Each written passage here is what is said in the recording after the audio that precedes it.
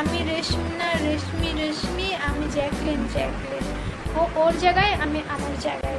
আমি যদি এখন রেশমির মতো লাইভে ড্রেস খুলে নিজের বেস্ট যদি নিজেই পাঞ্চ করা, টিপাটিপি করা শুরু করি, তাহলে তো দর্শকের আমার প্রতি কোনো আকর্ষণই থাকবে না। তাহলে রেশমির মতো লাইভে ড্রেস খুলে নিজের বেস্ট যদি নিজেই পাঞ্চ করা, টিপাটিপি করা শুরু করি, তাহলে তো দর্শকের আমার প্রতি কোনো আকর্ষণই থাকবে না। তাহলে তো দর্শক কষ্ট করে আমাকে হলে দেখতে যাবে না, লাইভেই দেখে লাইভেই আমাকে আমার টিপাটিপি দেখার জন্য বসে থাকবে।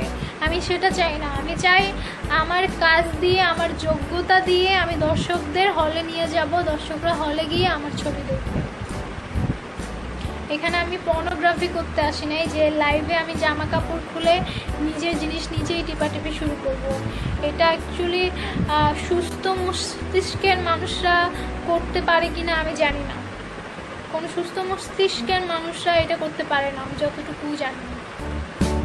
অ্যাবনর্মাল হলে এটা সম্ভব, বাট আমি অ্যাবনর্মাল না যে কাপড় চোপড় খুলে নিজে টিপাটিপি শুরু করবো। আর তাহলে এগুলা কি